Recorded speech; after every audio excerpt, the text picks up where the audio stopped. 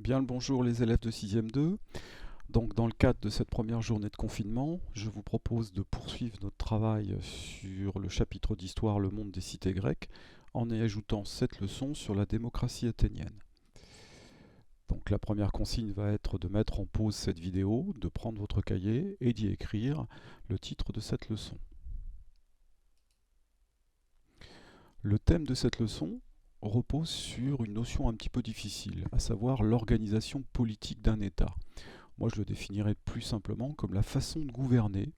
Or, dans notre programme, nous avons déjà rencontré une première façon de gouverner dans deux de nos chapitres, à savoir le travail que nous avons fait sur la cité-État d'Our en Mésopotamie, ou bien encore celui qui a été réalisé sur le site de Saqqara en Égypte. Cette première façon de gouverner peut être résumée par un organigramme comme celui-ci, qui va reposer sur sa partie haute sur les trois pouvoirs qui sont indispensables pour gouverner. Le premier de ces pouvoirs, c'est rendre la justice, le deuxième, diriger le gouvernement, le troisième, faire les lois. Dans les deux exemples que nous avons étudiés, que ce soit à Our ou en Égypte, ces trois pouvoirs, comme l'indiquent les trois flèches qui se dirigent vers la case centrale, sont détenus par une seule et même personne, à savoir le roi. La partie basse va répondre à la question « Comment le devient-on » ?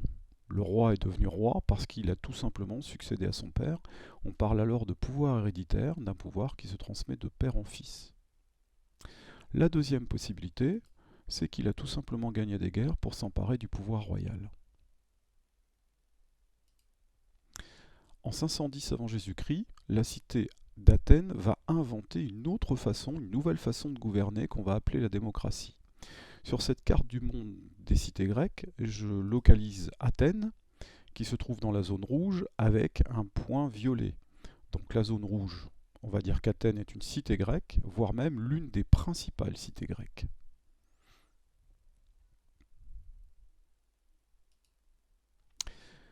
Pour caractériser cette démocratie, on va reprendre un autre organigramme qui va reposer lui aussi sur les trois pouvoirs, avec des flèches cette fois-ci qui vont aller vers trois cases. Il va nous falloir donc identifier les personnes qui exercent ces trois pouvoirs. Dans ce but, nous allons utiliser le document 5 de la page 89 du livre. Donc nous allons partir de notre organigramme pour rechercher l'information dans le livre afin de compléter d'abord ces trois cases qui vont nous indiquer qui exerce les trois pouvoirs. Commençons par le pouvoir de diriger le gouvernement. Donc si je prends ce mot-clé, gouvernement, que je cherche attentivement dans le document du livre, je vais le localiser dans la case violette. Je prends le temps de lire cette case et je découvre que ceux qui exercent, ceux au pluriel, puisqu'ils sont 10, s'appellent les 10 stratèges. Donc à Athènes, le gouvernement était dirigé par les 10 stratèges. Au passage, nous remarquons qu'ils commandaient également l'armée. Deuxième pouvoir, faire les lois. Pareil, nous prenons un mot-clé, les lois. Nous observons attentivement le document du livre pour découvrir que les lois se trouvent dans la case jaune. La case jaune qui nous indique que les conseillers de la boulée préparaient les lois. J'ajoute la boulée, mais le mot loi se trouve également à un deuxième endroit du document, dans la case orange, où on constate que c'est l'ecclésia qui vote les lois. J'ajoute donc l'ecclésia dans la case de mon organigramme. Troisième pouvoir, celui de rendre la justice. Je prends le mot-clé justice, que je retrouve dans la deuxième case jaune du document du livre. J'observe donc que la justice à Athènes était rendue par des juges, il s'agit donc d'un tribunal qui s'appelait l'Héliée. J'ajoute l'Héliée dans mon organigramme.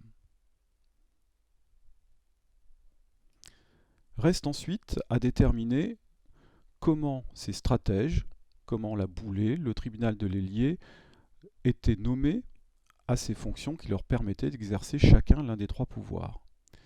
Pour ce faire, je réutilise le document du livre, je localise les cases où se trouvent les personnes qui exerçaient ces fonctions, Et je vois que les flèches bleues m'indiquent comment ils étaient désignés.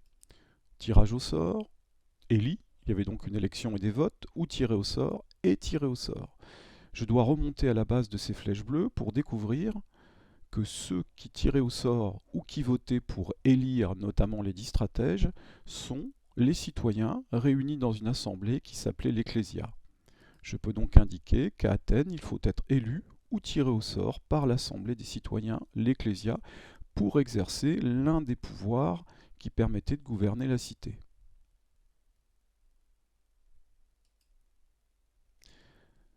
Je vais donc maintenant comparer mes deux organigrammes. Celui que nous avons vu avec la cité d'Our ou bien l'Égypte et celui que nous venons d'expliquer pour la démocratie athénienne. À ce stade, vous allez recopier sur votre cahier ce tableau pour ensuite le compléter à l'aide des expressions ou mots-clés qui figurent sur cette liste. Pour faire cet exercice, vous allez donc de nouveau mettre en pause la vidéo et travailler sur votre cahier.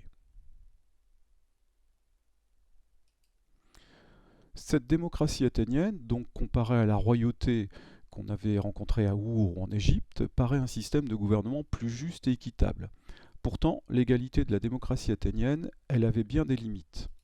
Nous allons nous interroger dans un deuxième temps sur ces limites. Pour la première de ces limites, je vous propose de prendre le document 3 de la page 86 du livre. Citoyens et non-citoyens, c'est son titre. Petit montage assez simple qui nous montre les 4 catégories de la population athénienne. Les citoyens, leurs femmes et leurs enfants, les métèques qui est un terme qui désigne les populations étrangères qui se sont installées à Athènes, et les esclaves, 140 000 esclaves. Les esclaves dans la cité athénienne avaient des conditions bien différentes des uns aux autres. Certains avaient des travaux assez pénibles, notamment ceux qui travaillaient sur les terres des grands propriétaires. D'autres pouvaient avoir des travaux valorisants, comme par exemple l'éducation des enfants des bonnes familles. Alors, ce document, si je prends les 40 000 citoyens, que j'y ajoute les 150 000 femmes et enfants de citoyens, que j'y ajoute les 70 000 métèques, les 140 000 esclaves, je vais obtenir une population totale au 5e siècle de 400 000 habitants. Sur cette population, je repère les citoyens. J'observe donc que les citoyens représentent sur ces 400 000, 40 000 Athéniens. Cela veut donc dire également que 360 000 Athéniens n'étaient pas citoyens. D'où la question que vous allez écrire sur votre cahier: que peux-tu déduire de ces chiffres? Même consigne, vous allez mettre la vidéo en pause, écrire cette question et y répondre. La deuxième limite de la démocratie sera abordée avec le document 1 de la page 88 du livre. Il s'agit d'un texte, donc je vous suggère de mettre de nouveau en pause la vidéo, de prendre le temps de lire ce texte. Dans ce texte, je me permets de mettre en évidence deux passages. Donc ce texte qui concerne l'homme politique athénien Périclès, homme politique du 5e siècle. Je vous rappelle qu'on prend une date, on enlève les deux derniers chiffres. Donc par exemple ici 495, je retire 5, je retire 9. J'ajoute 1 pour déduire qu'il s'agit du 5e siècle avant Jésus-Christ. Donc Périclès a été élu 30 fois stratège. Cela veut dire qu'à 30 reprises, il a dirigé le gouvernement de la cité athénienne avec 9 autres stratèges. Deuxième passage, il favorise aussi la démocratie en faisant verser une somme d'argent aux citoyens qui participent à la vie politique. De ces deux passages, en particulier du premier, on peut en déduire que Périclès fut le plus célèbre des hommes politiques de la démocratie athénienne. Moi, je voudrais attirer votre attention sur le deuxième passage, qui va vous servir pour répondre à la troisième question. Que révèle ce passage au sujet de ceux qui participaient le plus souvent à la vie politique de la démocratie? Une nouvelle fois, vous allez mettre en pause la vidéo, rédiger la question sur votre cahier et réfléchir à la réponse que vous écrirez à la suite. Voilà, fini pour aujourd'hui. Le corrigé des questions que vous avez traitées sur votre cahier Donc vous sera remis demain dans la partie travail à faire du cahier de texte de Pronote. Voilà, je vous souhaite de prendre bien soin de vous et je vous retrouve demain.